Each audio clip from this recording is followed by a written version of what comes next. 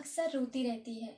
वह अक्सर मुझे देखकर मुस्कुराती है। वह अक्सर मुझसे बात करती है। ऐसे सेंटेंस जिसमें अक्सर कोई काम किया जाता है। इस तरह के सेंटेंस की इंग्लिश क्या होगी? क्या आप जानते हैं कि इस तरह के सेंटेंस को हम इंग्लिश में कैसे बोल सकते हैं?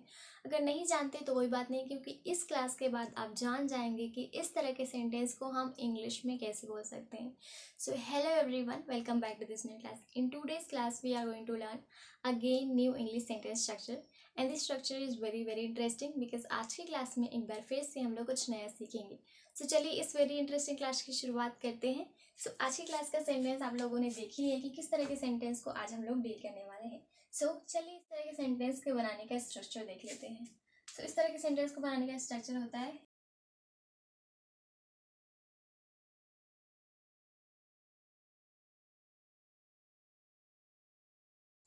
इस तरह के सेंटेंस को बनाने का आपका स्ट्रक्चर है सब्जेक्ट प्लस फ्रीक्वेंटली, देन आपका वर्ब का फर्स्ट फॉर्म, देन आपका ऑब्जेक्ट।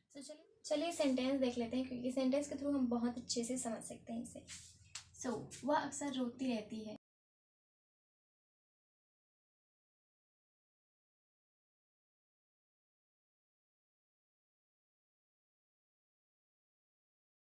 वह अक्सर रोती रहती है, इसकी इंग्लिश है she frequently keeps crying. Alright, यहाँ पर हमने फ्रिक्वेंटली यूज़ किया है और फ्रिक्वेंटली का मतलब ही होता है अक्सर। अक्सर यानी कि कोई चीज़ बार बार की जा रही है, इसलिए हमने यहाँ पर फ्रिक्वेंटली का यूज़ किया है। जैसे कि वह अक्सर रोती है, मतलब वो बार बार रोती है। ठीक है, वह अक्सर रोती है, इसकी इंग्लिश है शी फ्रिक्वेंटली कीप्स क्राइंग।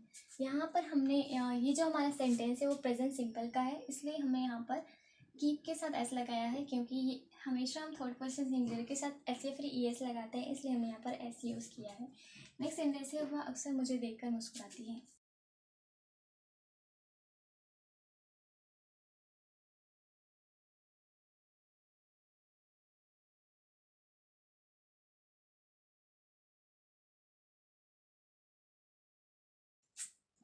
वह अक्सर मुझे देखकर मुस्कुराती है। She frequently smiles while looking at me. Next sentence है वह अक्सर मुझसे बात करती है।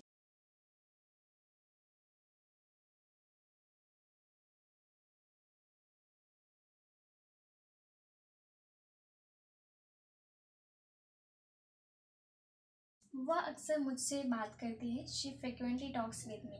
Now let's read all the sentence once again. वह अक्सर रोती रहती है। She frequently keeps crying. वह अक्सर मुझे देखकर स्माइल करती है। She frequently smiles while looking at me. वह अक्सर मुझसे बात करती है। She frequently talks with me, और टॉक टू मी भी बोल सकते हो, both is correct. Now you can take a screenshot.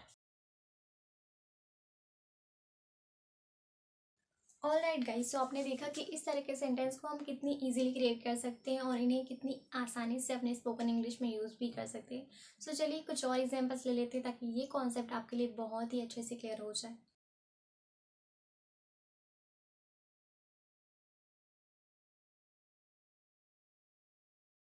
Alright guys, these are some more examples. Now let's make it. So तुम अक्सर मोबाइल चलाते रहते हो। नेक्स्ट है मैं अक्सर पढ़ाई करती रहती हूँ। नेक्स्ट सेंटेंस है वह अक्सर काम में व्यस्त रहता है। चलिए इन सेंटेंस की इंग्लिश बना लेते हैं। तुम अक्सर मोबाइल चलाते रहते हो।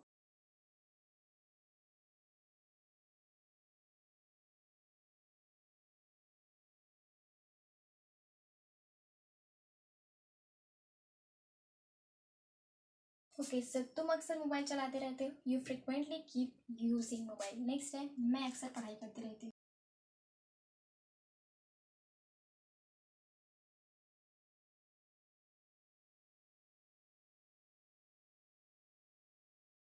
मैं अक्सर पढ़ाई करती रहती हूँ। I frequently keep studying.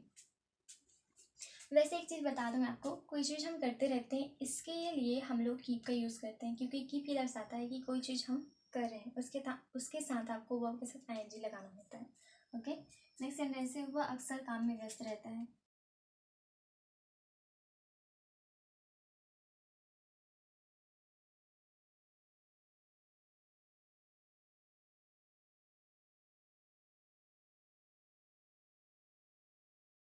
वह अक्सर काम में व्यस्त रहता है। He frequently busy in work. Now let's read all the sentence once again. तुम अक्सर मोबाइल चलाते रहते हो। You frequently keep using mobile. मैं अक्सर पढ़ाई करती रहती हूँ। I frequently keep studying. वह अक्सर काम में बिजी रहता है। He frequently busy in work. Alright, now you can take a screenshot.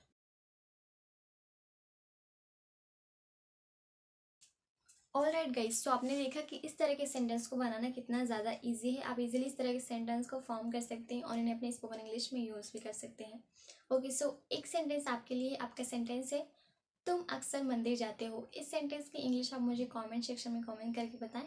And I hope कि ये क्लास आपके लिए हेल्पफुल रही होगी। If you consider that this class was helpful for you, so make sure that you hit the like button and share this class to your friends and your relatives. And if you haven't followed me, so make sure that you follow me. And thank you so much for watching this class till the end.